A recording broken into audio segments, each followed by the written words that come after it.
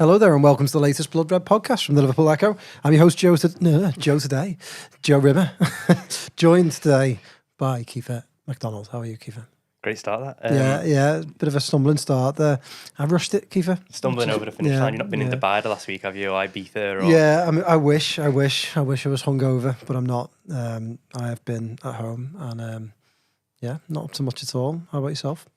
Nothing much really. Been a while since I podded. I think I was just saying before, and I think the last few times I have when I was in the hosting seat. So nice to be sat here today, giving my views rather than hosting a pod. So yeah, looking forward to it. I'm going to give my views as well, Kiefer. Yeah, no, of course it's especially with just the two of us today. I think we both need to chip in. We both need to pull our weight. It's like playing with 10 men, isn't it? You have to cover the gaps. Backs to the wall. Yeah. Plenty to discuss though. Obviously, defeat for Liverpool at Brighton last night, but obviously a changed team. Chiesa's first Premier League start. Szoboszlai in a slightly different role. I feel like there's quite a lot to tuck into. But before we do, I believe that you want to give us the Nord. Oh, he's absolutely thrown it on me there. You know what? I would love to give a shout out to our sponsors, NordVPN, but I'm not sure the terms and conditions of the deal, so I think you have to steal the show. Fair play. A big thank you to Nord for sponsoring us throughout the season. We couldn't do it without you. So to get the best discount off your NordVPN plan, go to nordvpn.com/bloodred. And our link gives you 4 months extra on a 2-year plan. There's no risk at all with Nord's 30-day money-back guarantee. The link can be found in the podcast description box. Look at that. Unbelievable. Brilliant. Pass the ball to you and you put it in the back of the net.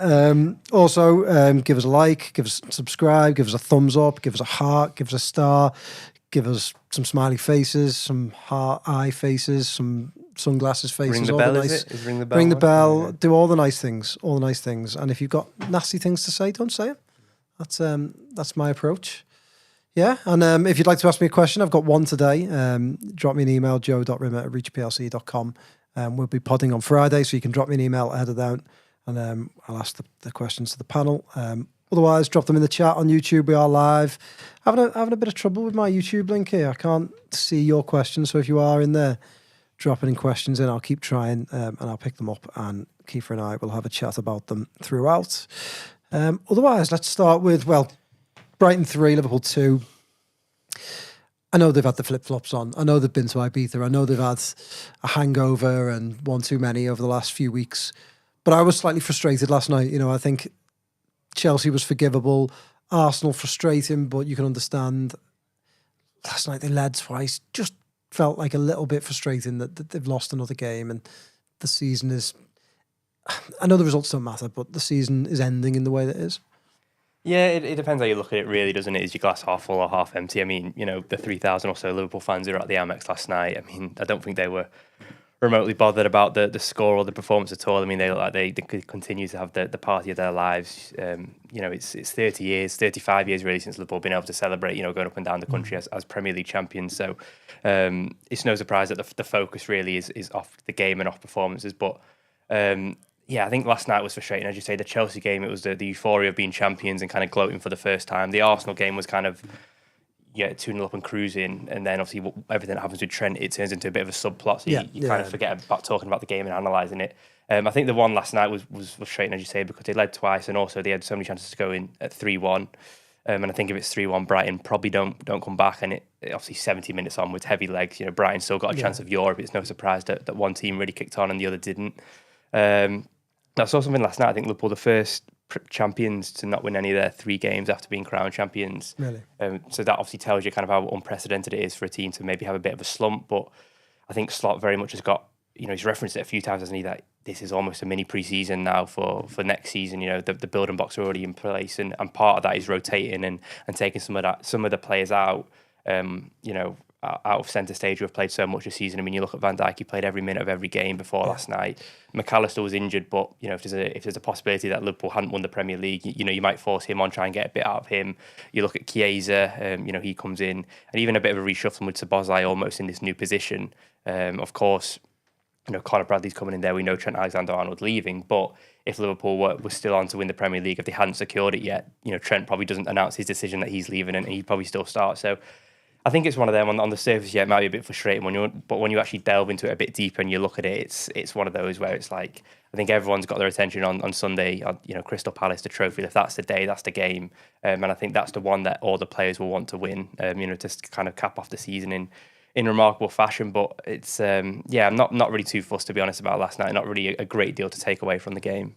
No, I mean, to be fair, I disagree in the point that there's not a great deal to take away from the game. I thought there was loads of interesting subplots. Yeah. And there's things like the statistic that Liverpool have become...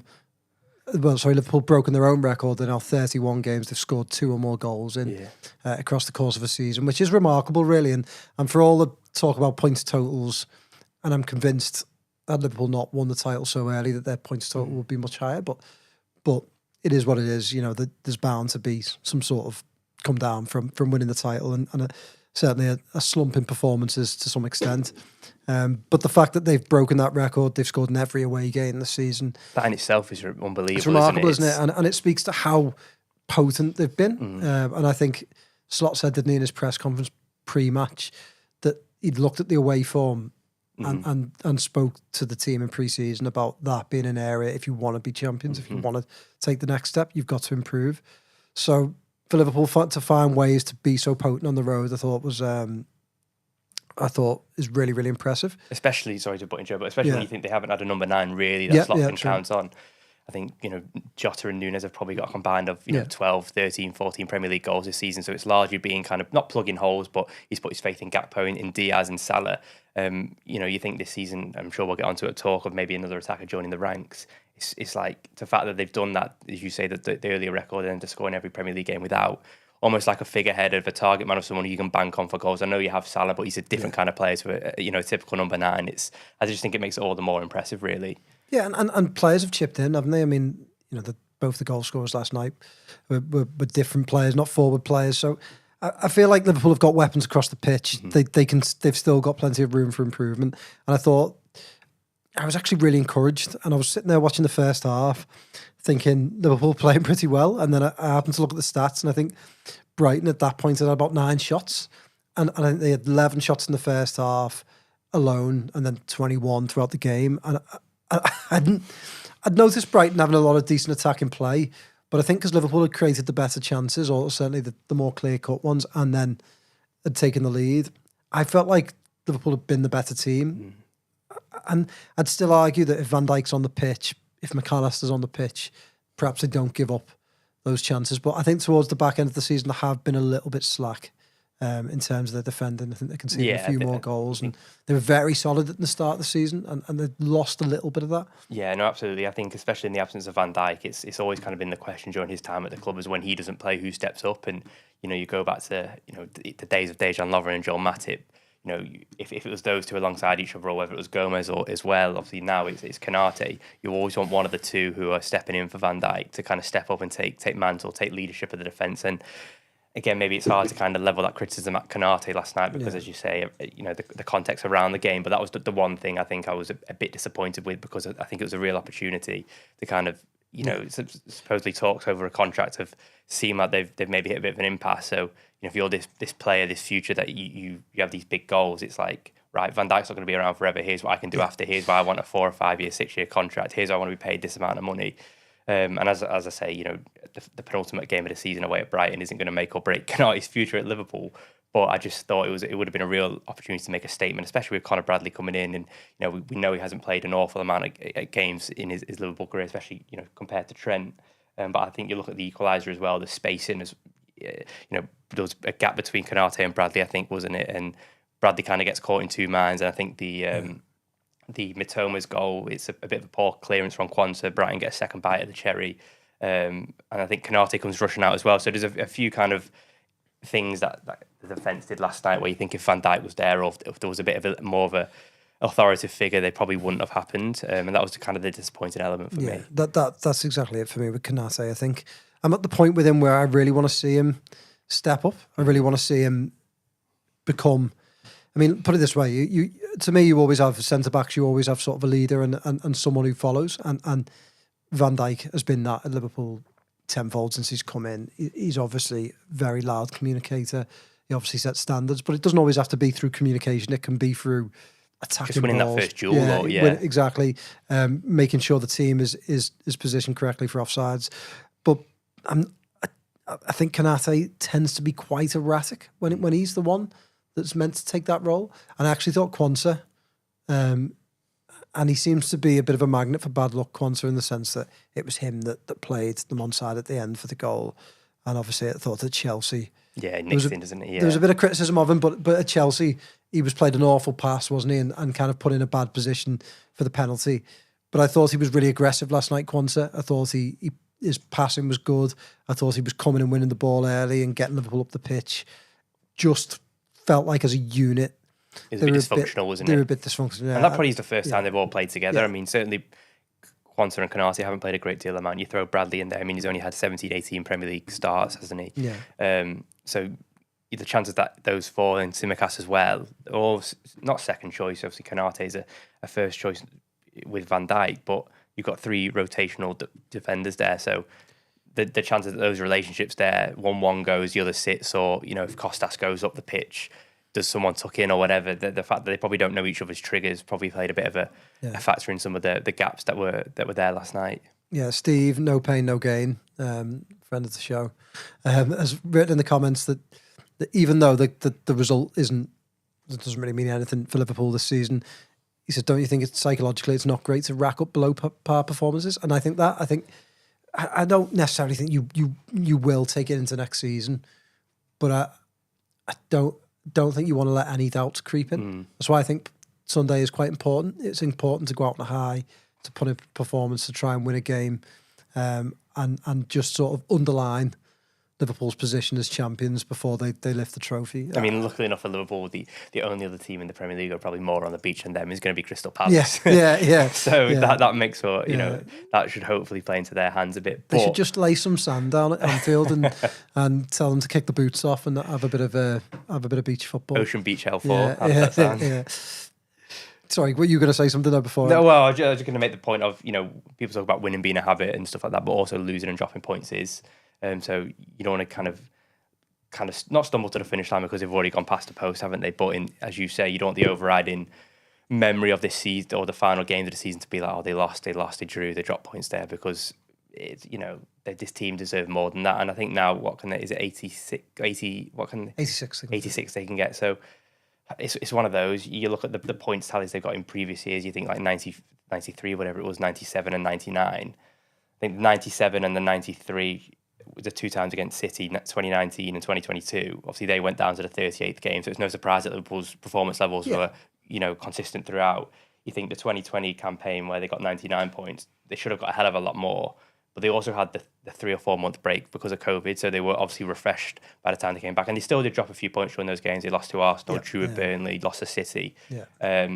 So it's hard to compare to like a previous example of a team that have won the title so early and then been so rampant in the final games. I just think it's part of it is probably human nature. But as I say, Sunday's a big one where hopefully they can win the game and then obviously lift the trophy. It is human nature, and it's also to do with lineups. Yeah, I think when you are rotating lineups against teams like Brighton away isn't the type of place you do rotate the team do normally. So I think it is understandable.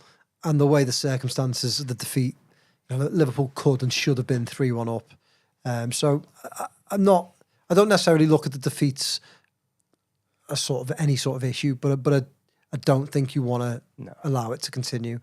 Paul Lee asked, what's the best way to handle Konate's situation, sell or renew? I mean, in an ideal world, you renew. If he doesn't renew, though, would you sell this summer? 100%. I think you're only delaying the inevitable. If he's got to a point now where, I mean, the thing is with Madrid is that they've obviously got Trent now, haven't they? They'll be looking at that and thinking that they can prize a lad from West Derby away from Liverpool, from being the captain of Liverpool one day. They can prize away probably anyone in world football. So whether that's had an impact on Konate and what he does, I'm not sure, but I'm sure it probably would have. I just think Liverpool can't keep losing players of that kind of quality for free. Yeah. And if they'll know now, because I think it was October time when it first came out about the contract renewals, him and Quansah were the two that were kind of said at the time. Quansah signed his a couple of weeks later. Yeah. And I know contracts take time and stuff, and in Konate's case, it's probably going to be one of the biggest contracts he earns in his career. It's obviously a sizable step up from when he signed with the club in 2021. So, he will want to be paid healthily and all that. Yeah. But it is a bit of a worry now that it's nearly been, 7 or 8 months, and there's been no real progress. We haven't really heard anything on that kind of front. So I just think if he's got any doubts, you've kind of just probably got to cash in, because that's, probably one of the best defenders in Europe. He's obviously captained France a couple of times recently, hasn't he?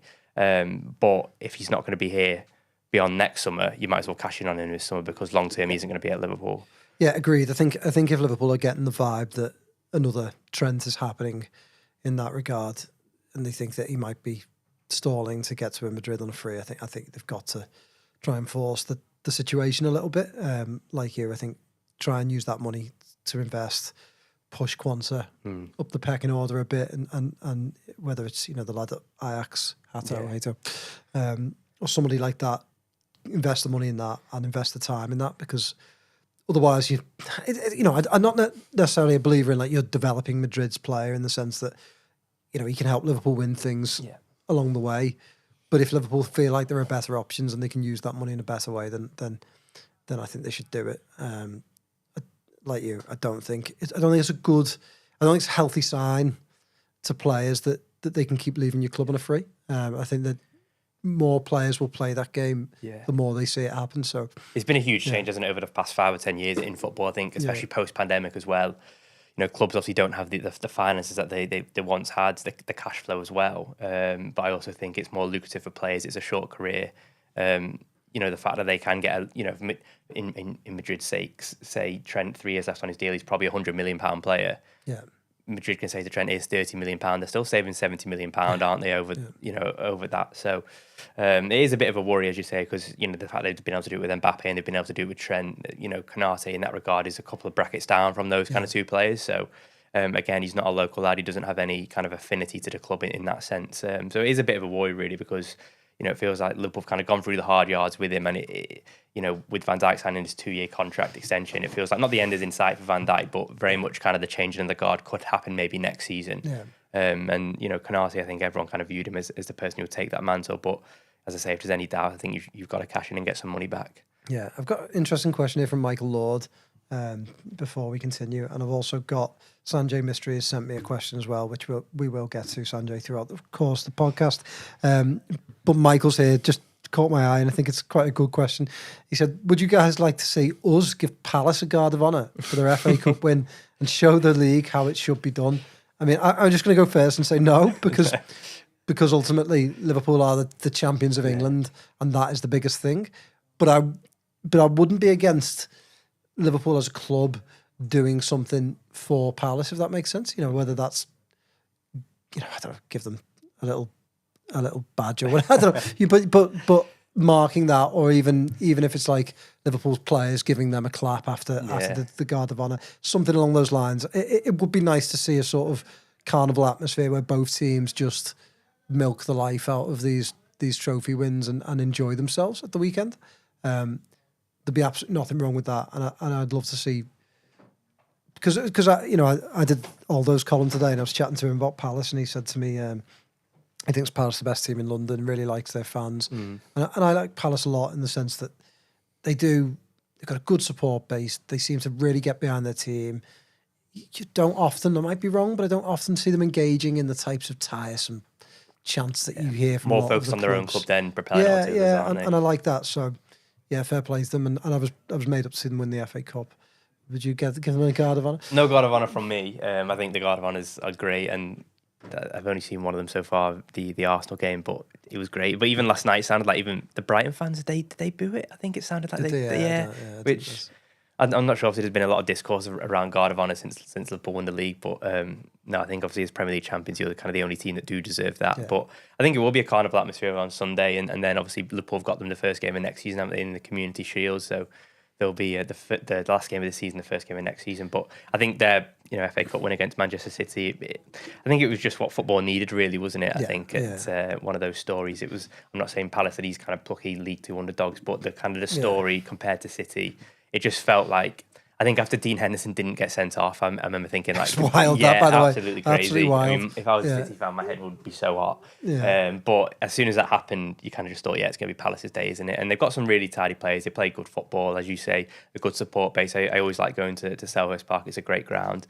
pretty old-fashioned, but the fact that even that'll be hosting European football for the first time next season is wild. So, yeah, I think it'll be a carnival atmosphere on Sunday, and I'm very looking forward to it. As an aside, I loved that Pep had a go at Henderson after the game, like as if, I mean, it wasn't. I know he did it, but it's not his fault that he didn't get sent off. He probably expected to be sent off. And then Henderson said in his interview that he held up like 10 because obviously Guardiola wanted the 10 minutes because I don't think anyone really knew where the 10-minute added time came from.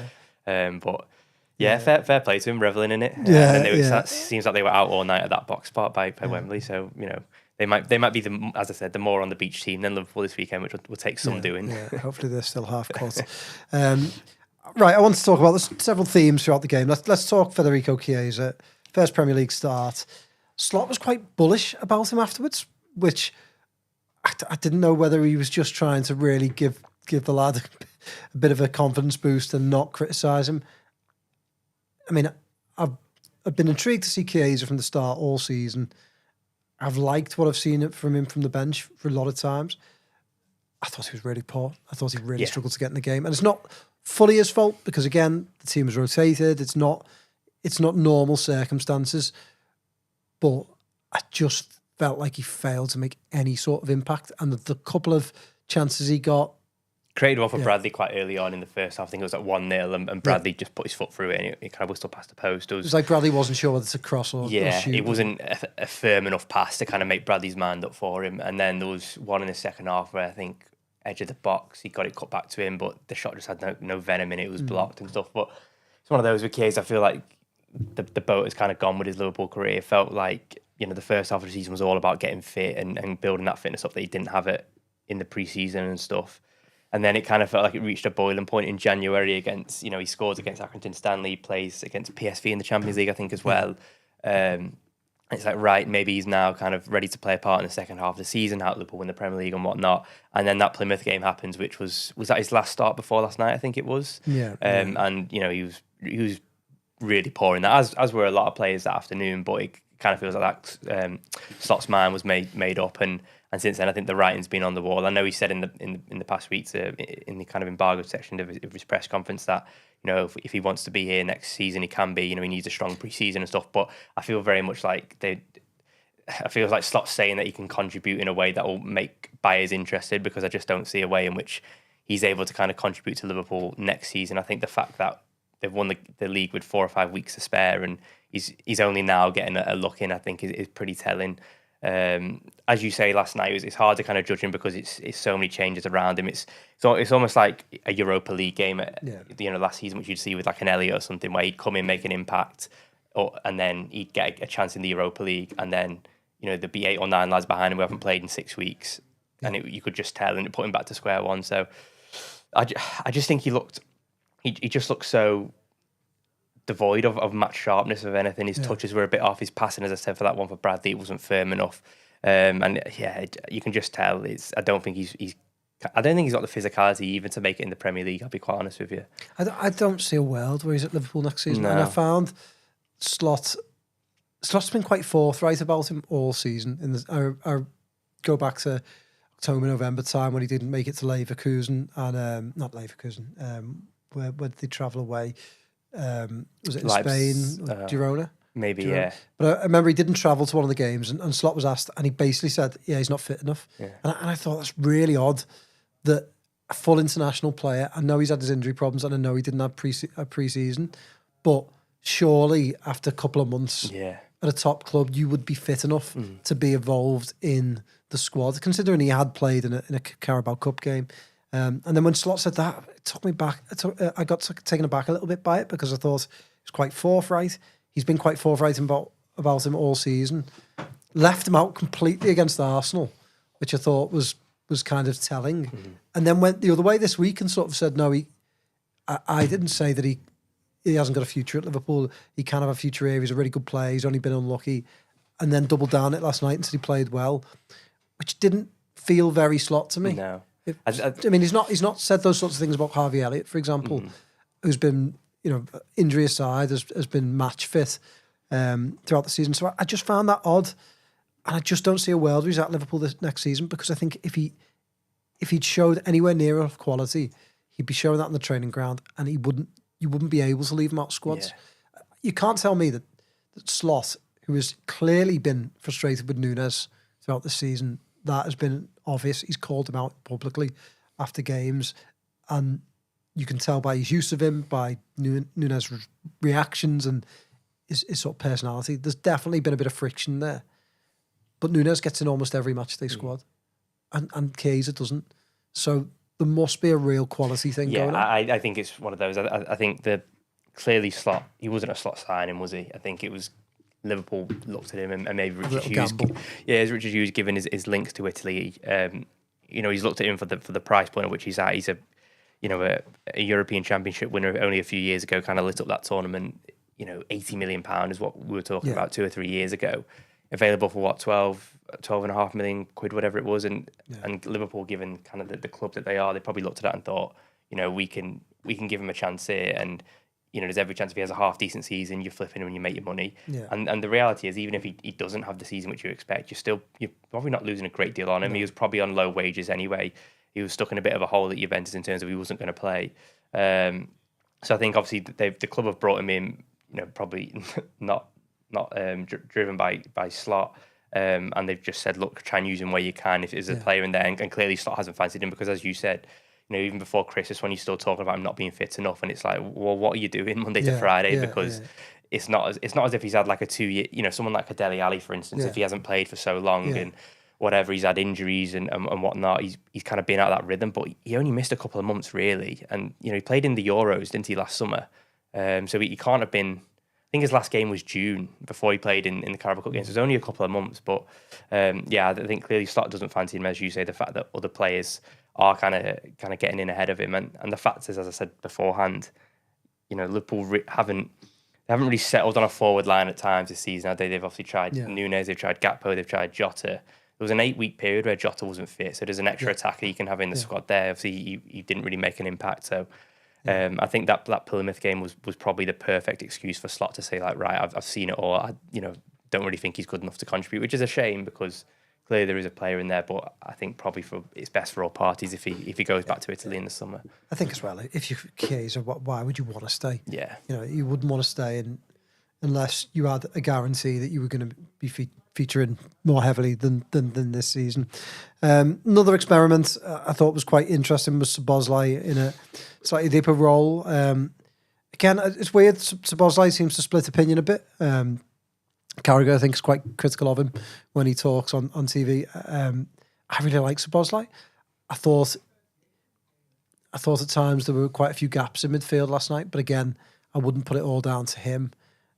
I thought he played quite well. I thought some of his passing was brilliant. Good. Pass for the first goal, Brilliant pass for the first goal. It wasn't the only one he played of the night, that sort of medium raking pass. I thought he turned well on the ball. Liverpool had a chance almost in the first couple of minutes through, I think Elliott dummied it, and then he let it roll across him and strode into the final third. I really liked that he used his physicality at times. I then think he started to lose that battle a little bit with Gruda, who I thought was very good. But what did you make of him in there? Yeah, it's difficult, isn't it, to judge, because it's only one game, and I think we kind of know what to expect from Szoboszlai in that that more advanced role this season. As you say, he does split opinion. I mean, I was chatting to some of my mates the other day, and they were saying that he has no end product and stuff like this. But if you actually look at his numbers, I think he's got 17 goals and assists this season. Yeah. Again, if you take it back and you think Liverpool are still in the Champions League, and these last kind of 4 or 5 games actually meant something, there's every chance he probably turns in 20 goals and assists, which is a brilliant season. I think the thing that I like about him is, and I think it goes quite underrated given the role he plays, but his passing range, as I said, is brilliant. And I think if you are going to lose Trent next season, and at times I imagine Van Dijk probably won't be playing as much as he did this season, someone who can just kind of switch the ball from A to B, 45, 50 yards, I think it's imperative that you have someone in the side who can do that, and Szoboszlai can do that. I mean, the pass to Salah, wasn't it? And he kind of touches it down for Bradley was brilliant. And then everything else really is kind of what we've come to expect from Szoboszlai in terms of he's he wasn't so much last night because of where he was, but normally he's that kind of first trigger point for Liverpool in the press, isn't he? He kind of sets the tone and others follow. I do think I preferred him a bit further up rather than last night, just because I think from a physical standpoint, you saw Elliott that, you know, he's maybe not got that same endurance as you, or that same strength further up the field. And I think once you break through the lines, as Brighton did for the equaliser, I mean, they just threaded a ball through to Welbeck and he popped it off. I think if Szoboszlai's there, maybe pressing a bit more aggressively, that probably doesn't happen. So I think Liverpool did miss him, but I mean, there's obviously talk of Florian Wirtz coming to the Premier League and perhaps Liverpool. And if that was to be the case, you know, him and Szoboszlai play similar positions. So I'm not saying that Liverpool were experimenting last night because Wirtz is coming to the club, but if that was to be the case, it's a nice way to get them both in, isn't it? Yeah, well, I was going to talk about that, but before we do talk about Wirtz, some comments as well on YouTube about Wirtz, but before we do that, I find that, go back to the Szoboszlai end product thing, I find that quite a strange take, to be honest. I mean, he scored 8 goals and got 9 assists this season in all competitions, which isn't a bad return for a midfielder, especially one at Liverpool, in which we've got used to over the past 5-6 years. The midfielders aren't really always required to score that many goals. They are workers, they are runners, they tend to cover ground to allow other people up the pitch. And Liverpool, granted, have changed slightly in the sense that the fullbacks don't get quite as many assists, but the attack has. But outside of the attack, he's probably got the better numbers out of anyone in the team. And I think as well, if you're in any doubt about how important he is, look how many times he's selected. Yeah, you know, the manager selects him almost every single game. Harvey Elliott hasn't had a look in the season because he obviously recognises that Szoboszlai brings a little bit more, and I'm sure that has something to do with the physicality. I think Wirtz might give them a different dimension, but I would still expect Szoboszlai to start. Oh, absolutely. I think the manager, you know, in the same way that kind of Firmino embodied everything that Klopp was about in his style, it feels like Szoboszlai very much was that with Slot, doesn't he? I mean, how many goals and assists do people want out of? Well, this is the thing, isn't it? Is it infinitive? Is it, you know, every game? I think stats are obviously a bit skewed. You look at someone like Salah, even the numbers that he gets, I think that skews perception of what is normal for a forward kind of thing. But in terms of Szoboszlai, I'll be honest, I think for the first couple of months of the season, I did find him quite frustrating. But I think once he scored at Southampton in that 3-2 win, I feel that changed it a bit. And then a few weeks later, he had that brilliant game at Spurs. And then I think he's just really gone from strength to strength. And obviously, he's playing a bit of a different position to the way he did for Leipzig, isn't he? I think he played a bit more on the right and a bit more on the left. So he's obviously playing a bit more central, where, you know, he's going to have less time on the ball. His decision making is going to need to be a bit sharper. His final ball is going to need to be better. But I think we are seeing that slowly come. And as you say, the numbers, he has the numbers to back it up. He scored some really important goals, you know, in and amongst it. I think he gets the assist at Old Trafford for Salah, doesn't he, quite early on in the season? He drives it, passes it off to Salah. So, you know, you're talking about big games. He gets the goal at City. You get a goal and assist at City, I think. He's been there for the big moments, as I say, Spurs as well. So you can't, the stats are there. They don't lie, do they? No. There was some talk last night that Liverpool would set up in a formation that would work for Wirtz. There's some comments as well. Anne, in the comments, has said that we're not signing Wirtz. It's a load of nonsense again from certain media outlets, not yourselves, but some of these individual journalists are ridiculous. I think Liverpool's seriously in for Wirtz. I think they're seriously interested. I think that Man City's quite public backing out of the race tells you what you need to do about the two other. I think City are saving face by that. I think the talk that 300 million quid over 5 or 6 years. I mean, people don't look at transfers like that anyway. I think the fact that they've kind of like publicised how much it would cost over I mean, they didn't do that with Haaland. They were quite happy to pay whatever that was. I do think with City, with the charges and stuff, the fact that it keeps hanging over heads, and obviously I don't want to make this about City, but I just think their recruitment has been quite strange and quite telling recently. You look at January, how much money they spent and the quality of where they shopped. When they signed Nico Gonzalez from Porto, they signed the Azerbaijani lad. Can't remember who he came from Lon. And they signed someone else as well. They haven't, and they spent about 200 million, but they haven't shopped to like the top table, which is what City needed. It felt like, you know, those big gaps in that City team. You know, Grealish, Stones, De Bruyne, all these kind of key players were coming to an end. But I think it must be quite hard for them to kind of to shop at the minute, especially for young players who are coming into the prime of their career, like a Wirtz, because I think Guardiola, I know he signed the contract extension in the winter, but it feels like, I think that was only 2 years. It feels like it's coming to the end a bit for him, maybe. Also, as I say, with the Chargers, no one knows what's going to happen. So how do you sell that to someone of, we don't even know what division we could be playing in 2 or 3 years? And that will all come into factors when you're sitting around the negotiation table. So I think the fact that City came out and it seems that they briefed this, it'll be a £300 million deal that they didn't think was, will be worth it. I thought it was a bit odd. You look at Grealish, he's probably going to leave this summer. His wages alone will pay for Wirtz probably 2 times over. The same goes for De Bruyne. So it's not like the money isn't going to be there. I just think they're in a bit of a sticky situation, and clearly it looks like either Wirtz has told them that he wants to stay in Germany, or they're just maybe publicly saving face. It reminds me of what Liverpool did a couple of years back with Jude Bellingham, which quite publicly pulled out of the race for him and talked about the need to sign players across the team, which they did need to do. But I'm convinced that if Jude Bellingham had given Liverpool a signal that he'd wanted to sign for them, Liverpool would have found the money to buy him. They might have sacrificed other areas, but I think he was such a talent that Liverpool wanted to be in the running for him. And once he sort of signalled that it was Real Madrid, then Liverpool sort of jumped before they were pushed type thing. And I think this is the same for City. I think they've sort of been told, you know what, it's Bayern or it's Liverpool, so they've gone, we're not in the race anymore. And supposedly if he came over here, this time last week, whatever, I mean, I don't think it would be a case of coming over on Tuesday and then on Friday, right? You decided where you're going. It's clearly going to be something that he thinks about over the next couple of weeks if there is a real chance. But from Germany, it sounds like there's a bit of not friction there with Bayern, but it sounds like Bayern aren't too comfortable getting a deal wrapped up. I think there's talk that I think Leverkusen would demand a bit of a premium if he stayed in the Bundesliga, whereas if he was to come to the Premier League, I think it would be less than 100 million or so. So I think Liverpool have got every chance, and I think that's the statement signing that I think that would really excite fans. He's young. I watched a podcast with Ian Graham the other day, and he was talking about kind of the profile of players. He had the informal ban on under 24s.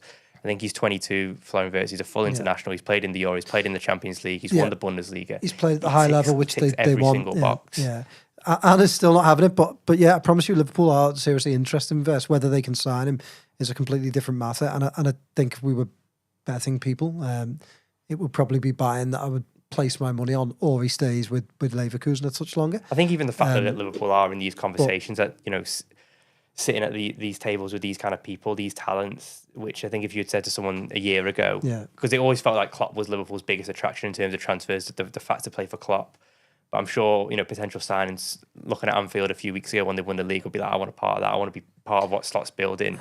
It feels like Liverpool now, whereas 5 years ago when they won the Premier League, it was quite difficult to build because of COVID and the cash flow and finances and stuff. But it feels like now they're in a real position with City and maybe on a bit of a demise, Arsenal entering a bit of a rocky period. It feels like there is a real chance there to kind of build something special over the next couple of years. Look, we know Liverpool play a very safe game in the transfer market, and that sometimes, well, I think for most of the time has served them very, very well. They've won. Just when you think that they haven't done enough, they tend to win trophies, don't they? But there have been times, 2021, when they didn't sign a centre-back, and that hurt them. There were times last year when they suffered from injuries. There have been times before with the midfield. So I don't necessarily think every single time they've been quite conservative in the transfer market has worked out. But it would be nice to see.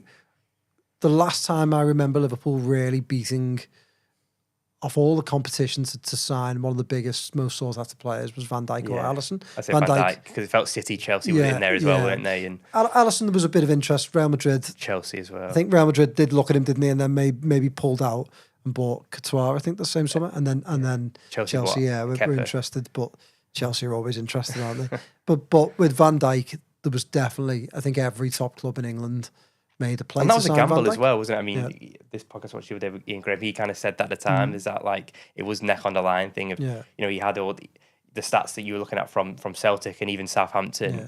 It was quite difficult to justify for Liverpool, and you almost had to take a risk. And obviously, I'm sure the same will be with Wirtz there. He plays in the Bundesliga. Obviously, did really well last year. Was part of a team that nearly won the treble. But how does that kind of translate across to the Premier League? It will be a risk, but as I say, I think the fact that Liverpool are even looking at these kind of players and seriously in the conversation, I think is a real good sign for kind of what this summer could bring. Yeah, and saying that she does, Liverpool could get him, and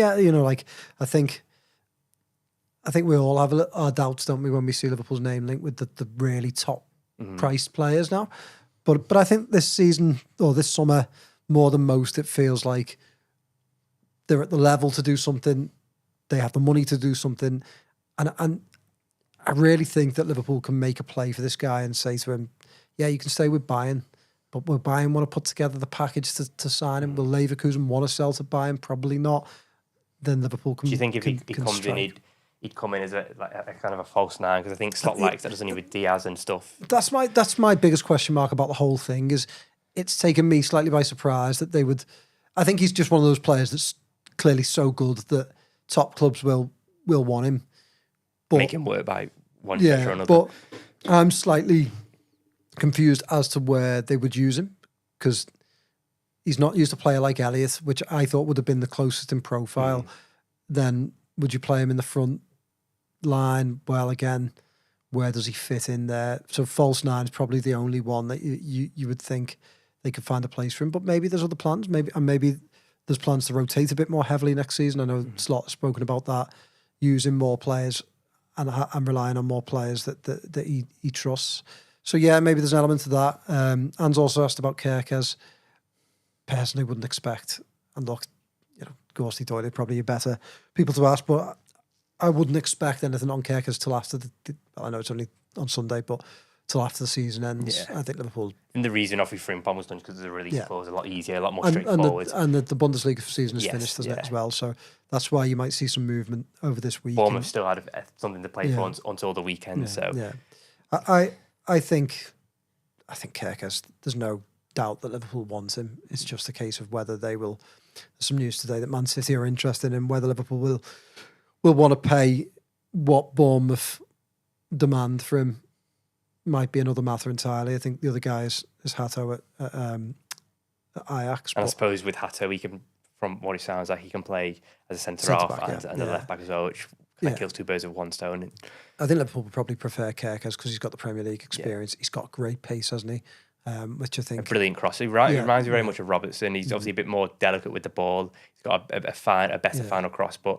He put a cross in at Spurs. Yeah, I was about to say, that was like peak Robertson, wasn't it? The way he kind of drove the ball and then knocked out his feet. It's he's definitely got something about him. And you can imagine with those two full-backs on each side, there would be a force to be reckoned with. But on full-backs, I wanted to also touch upon Bradley. I thought we saw both sides of Bradley last night. I don't necessarily think he was really bad for any of the goals, but they did come down his side and he was involved in them. And I think he's slightly untidy.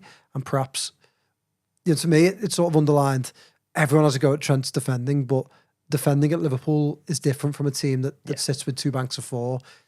They commit players forward. There are going to be spaces. So you've got to be at it either way. But going forward, I thought he was outstanding. And I thought he's very different from Trent in the sense that Trent's sort of languid style where he'll stand further out, whip crosses in. He still gets in the box, Trent, but not to the byline like we see. Yeah. Bradley gets right to the byline, doesn't he? And those little passes across the face of goal. There's very much give and go. I think the goal last night, the thing that really impressed me is that he gets the ball off Salah, and it would have been so easy just to kind of smash it to the near post first time. But he goes for the nutmeg, which is obviously brilliant, kind of have the confidence to do that. But then also, I think, is it Jamie Webster? Not Jamie Webster. Jamie Webster. Jamie Webster playing. On the beach. Sorry. Yeah. That's getting clipped, isn't it? Yeah. Adam Webster comes out and he kind of like dummies it to just make a yard for himself, and that comes with experience and playing Premier League games. And then he puts again, he could have blasted it into the box, but he just pulls it back to Elliott. And I think to have that awareness is obviously showing that he is building and learning with these experiences, because it must have been difficult for him these last couple of weeks as well. There's obviously been a lot of talk about Trent, but that's almost, I think Bradley's also been used as a weapon to kind of get at Trent, which. Yeah. So I think for him to have a really good game last night would have just, been good for everyone, a good tonic. Yeah, I don't really like all this, like Bradley's better than Trent, he's better defender. Completely different. I think they're completely different. And I also think that we don't know yet. Maybe he is a better defender, but we'll only know that over the course of a full season or even with Trent, I mean, people can say what they want about him now in terms of how he's leaving, but in terms of what he's done over 350 games for Liverpool, I mean, a few local players as well will ever replicate that. He leaves having won a lot, and obviously, tarnishes his kind of legacy to an extent. But in terms of what he's done for the club over the last 7 or 8 years, is kind of unrivaled, isn't it? And I think that comparing Bradley to him is just set him up for failure almost. Trent is light years to me the best right back in the world ahead of the competition. I think there isn't many players like him. Some talk about Stiller in the comments. I haven't really seen much of Stuttgart. No. But I also I think Real Madrid are talking about him as well, aren't they? I, at one point I was convinced Liverpool would need another midfielder, but I'm not fully sure they do now. I think they do have options in there. Especially if Wirtz comes in and with a bit of versatility in there as well. Szoboszlai. I mean, Szoboszlai played there 6 in pre-season, but we haven't really seen him play there in a competitive game this year. So last night ticks another box in that sense. Yeah, definitely. And then Rodder says Mitoma loves playing against Liverpool. It's weird, Mitoma. I can't believe that he's on the bench. Yeah, because when he comes on, he looks like Maradona, doesn't he? Yeah. I mean, some of the touches he showed. There was one last night where the pass was going straight out of play and he just clipped it out the air, brought it down, and it just. Oh. I'd love to see him over the course of a season because he's the sort of player you watch him and think, God, I wish Liverpool signed him. But then, I mean, he's gotten to double figures, I think, this season, Mitoma for goals. So that obviously is a great return, but I wonder across the course of the season, he must be quite frustrating. Does he show some inconsistency? Yeah. Obviously, there's a reason he's still. I know there's interest from the Saudi Pro League, but there's obviously a reason he's still at Brighton. Whether that's Brighton obviously value him so highly, but no one's taken that punt yet. Where they have done on McAllister, they have done on Caicedo. All the other kind of players that have been poached. But it's it's very weird, isn't it? Because I think that's.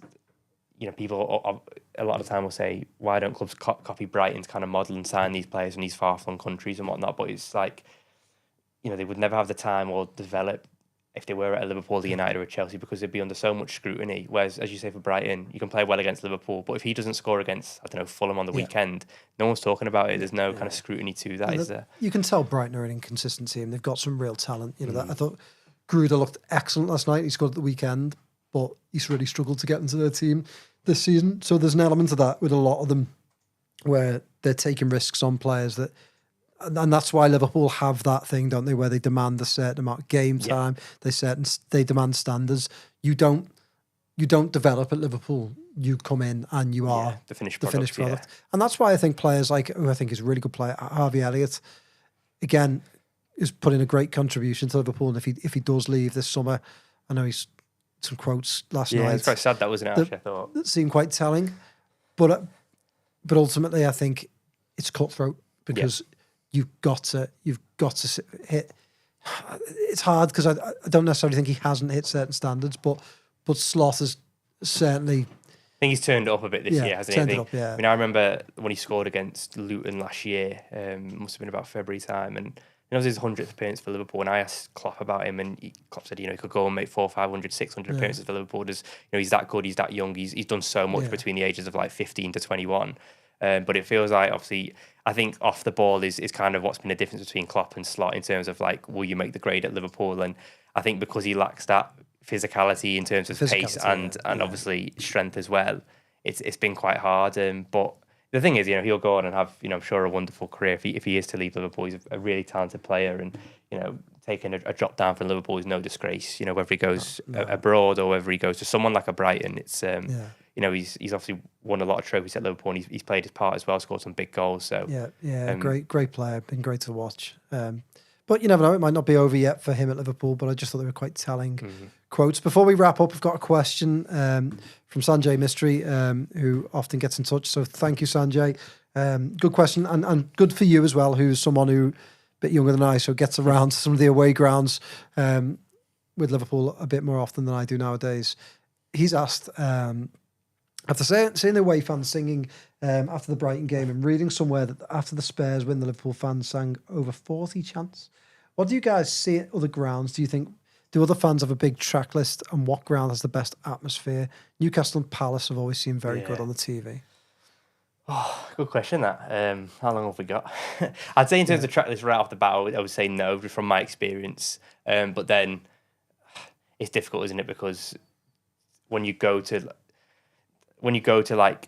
different grounds and stuff, say, I don't know, you go to Crystal Palace or Man United or what like that, it's a lot of the people there, they wouldn't know the same chance that maybe the away following, the more hardcore following would know. But I think it was at the Tottenham game I saw, I think it was Matt Ladson did a bit of a thread of kind of all the songs that were sung, and I think it was about 44, 45 during the course of the afternoon, which again, even in Europe, I think is pretty unparalleled. In terms of my favourite grounds, probably show my age a bit here because we've won here a bit more recently. I like Old Trafford just because of the jeopardy there. I think it's the best place to win, but it's obviously the FA Cup game last year showed it's the worst place to lose as well.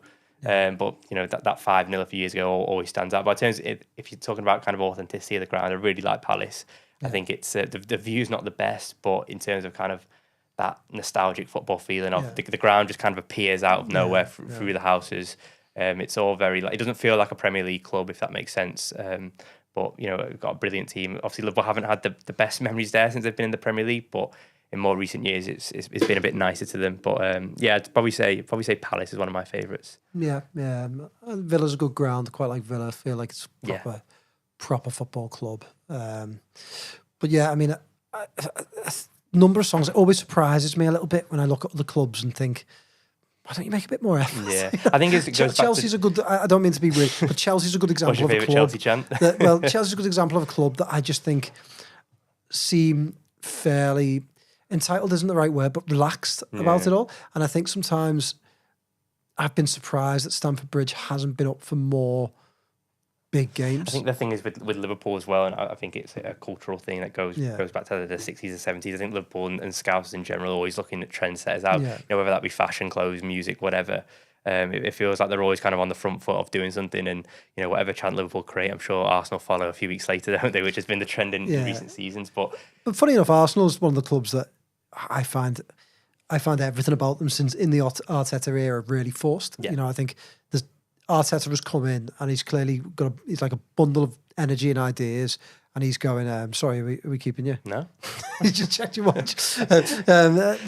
He's come in and it's almost like I've got to bring in Pep's sort of intensity, Klopp's like personality and charisma, the atmosphere of an Anfield, the standards of a Madrid, and then some of these quirky ideas like the dog and all that. Yeah. And one of the things, that the fans have made a real effort, and it's easy to take the mick out of them for it. But also, I think, sometimes it can't be so organic. Sometimes it has to be a bit forced until it becomes real, if that makes sense. And North London's forever. I'm sure when Liverpool started singing "You'll Never Walk Alone," however many years ago, I'm sure there'll be some of the older heads would have gone, oh God, what are they doing here? Yeah. And there would have been an element to that. There isn't the social media to whip it up and make a big song and dance and all have a laugh at a certain club. But I kind of get what Arsenal are trying to do. Like that Tifo did the other day. They had the grand plans for it. And I think one of the fan groups had actually organised a better Tifo. It got pulled the night before, and then they ended up with this kind of like half-arsed emblem, whatever it was. And then, as you say, the social media point scoring kind of comes out. So, I suppose in this era, as you say, with social media, it must be quite hard to kind of set up new ideas and be at the fore of kind of like fan culture. But I think it's something that Liverpool have and always will be, be the trendsetters for. Yeah. I just think it's the nature of the city, isn't it? And the people who follow the club. Yeah. Right. Well, thank you very much, Kiefer. And thank you for listening. If you'd like me to answer one of your questions, or the panel, sorry, I should say, to answer one of your questions, you can give that a plug. Just give me 1 second. Drop me an email, joe.rimmer@reachplc.com, and we will get to it in the next podcast. Kiefer has something to say. Please stay and listen. Yes. I'm not sure which camera I'm looking at this one.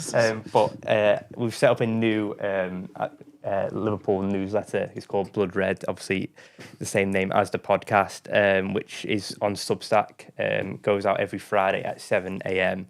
It's basically a digest of all the latest Liverpool news. I think we're on to edition 3 now. Edition 4 will come this Friday.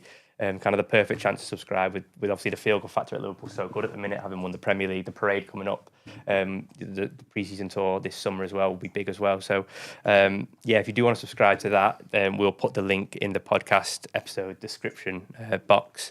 It's just, as I say, subscribe through Substack, and or the latest news comes through to your email inbox every Friday at 7 a.m. So the more you could subscribe to that, the better I'll look at my job.